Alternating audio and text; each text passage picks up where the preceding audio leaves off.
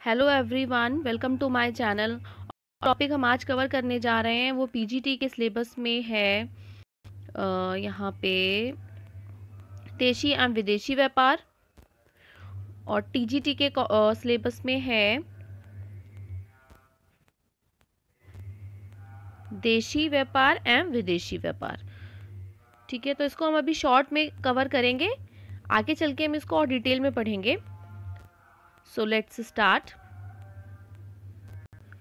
तो पहले हम समझ लेते हैं कि ट्रेड क्या होता है। Trade is an essential part of commerce. It refers to sale, transfer और exchange of goods. It helps in making the goods produced available to the consumers और यूजर्स। यानी कि जो भी एक्टिविटीज़ हम गुड्स को कंज्यूमर तक या यूजर्स तक पहुंचाने के लिए जो भी एक्टिविटीज़ करते हैं वो सारी ट्रेड में इंक्लूड होती हैं। तो ये पर्टिकुलरली सेल और ट्रांसफ़र ऑफ गुड्स ही है। ठीक है, हम जो भी एक्टिविटीज़ करते हैं वो सारी ट्रेड में आती है। तो ट्रेड के पहले हम टाइप्स देख लेते हैं। Types of trade are, trade two types basically, they are of two types, home trade and foreign trade. Home trade two types के होते हैं, wholesale trade and retail trade.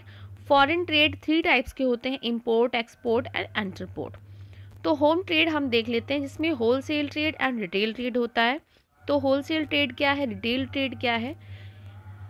Concept of wholesale trade. Wholesale means to sell goods relatively in large quantities, यानी कि इसमें large quantities में goods को sell किया जाता है। The wholesalers buys goods and commodities in large quantities.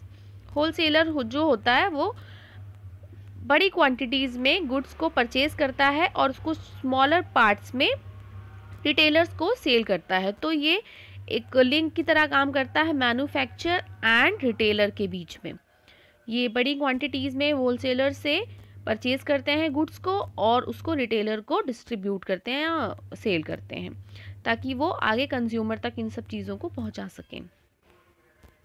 Next है retail trade. Retail trade refers to sale of goods in small quantities for final consumption. Retail trade में small quantities में final consumption के लिए goods को sell किया जाता है। और रिटेलर कौन होता है? जो स्मॉल क्वांटिटीज में प्रोडक्ट्स को परचेज करते हैं और उनको कंज्यूमर तक पहुंचाते हैं, कंज्यूमर को सेल करते हैं डायरेक्टली। अब हम देख लेते हैं फॉरेन ट्रेड के types. Foreign trade three types के होते हैं, import trade, export trade and interport trade. Import trade है the inflow of goods in a country is called import trade.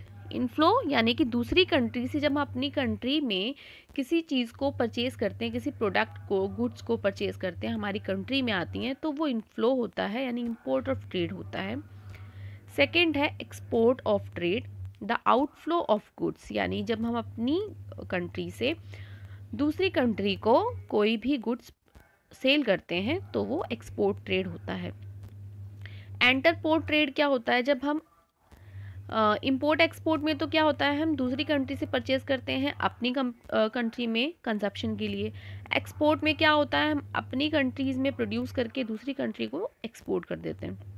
लेकिन इंटरपोर्ट में होता है, हम दूसरी कंट्री से इंपोर्ट करते हैं और उसको अगेन दूसरी कंट्री को, यानी एक कंट्री से लिया और दूसरी कंट्री को उसको सेल कर दिया, तो वो होता है इंटरपोर्ट ट्रेड।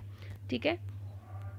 होम ट्रेड होता है, होम ट्रेड या डोमेस्टिक ट्रेड होता है जो हम अपनी कंट्री के अंदर ही कर रहे हैं। लेकिन फॉरेन ट्रेड जब हम दूसरी कंट्री उसमें इंक्लूड हो जाती है, कंट्री के बाहर से उसमें लेना देना हो जाता है, तो वो फॉरेन ट्रेड हो जाता है। अब ये ऑक्सिलरीज टू ट्रेड, यानी जो भी एक्टिविटीज़ ट्रेड में हेल्प करती हैं, they are auxiliaries to trade, like transportation and communication. Transportation क्यों यूजफुल है? Like tea is produced in Assam, लेकिन वो पूरी कंट्री में यूज़ किया जाता है, तो उसको वहाँ तक पहुँचाने के लिए हमें ट्रांसपोर्टेशन की रिक्वायरमेंट होती है। किसी भी चीज़ को जब हम एक प्लेस से दूसरी प्लेस पर लेकर जाते हैं तो वो ट्रांसपोर्टेशन होता है, और उसी में हमें कम्युनिकेशन भी करना पड़ता है। ठीक है, तो communication and transportation is very important part of trade. Next is banking. कोई भी बिजनेस एक्टिविटीज़ के लिए हमें फाइनेंस की ज़रूरत होती है, मनी की ज़रूरत होती है, तो इन सारी चीज़ों को कंप्लीट करने के लिए हम बैंकिंग की हेल्प लेते हैं। कुछ रिस्क होता है, ट्रेड में कुछ रिस्क होते हैं, उन रिस्क से ओवरकम करने के लिए अगर हम तो बिजनेस में जो रिस्क होते हैं थेफ्ट का रिस्क होता है, फायर का रिस्क होता है, या फर्नीचर में कुछ भी प्रॉब्लम आ सकती है, मशीनरी में कुछ भी प्रॉब्लम आ सकती है, तो उन सब चीज़ों से बचने के लिए हम इंश्योरेंस करवाते हैं जिसमें हमें प्रीमियम देना होता है।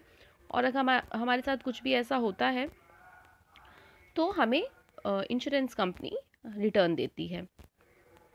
नेक्स्ट है वेयर हाउसिंग। वेयर हाउसिंग क्या है? जब भी हम कोई गुड प्रोड्यूस करते हैं तो एक ही बार में वो सारी सेल नहीं हो जाती हैं, हमें उन्हें काफ़ी टाइम तक स्टॉक करना पड़ता है ताकि हम उसको time to time same rate पे, सेम प्राइस पे लोगों को पहुंचा सकें। तो इसलिए हमें स्टॉकिंग की ज़रूरत होती है, तो वही वेयर हाउसिंग होता है। एडवर्टाइजिंग, लोगों को कैसे पता चलेगा कि हम क्या प्रोड्यूस कर रहे हैं, तो लोगों तक गुड्स की इंफॉर्मेशन पहुंचाने के लिए हम एडवर्टाइजिंग की हेल्प लेते हैं। एंड पैकेजिंग, कोई भी प्रोडक्ट हम सीधे ही कंज्यूमर तक नहीं पहुंचाते हैं, उसको अच्छी पैकेजिंग होनी चाहिए, अट्रैक्टिव होनी चाहिए, तो हम उसको पैक करते हैं, वो सारी पैकेजिंग में आती हैं। तो these are auxiliaries to trade.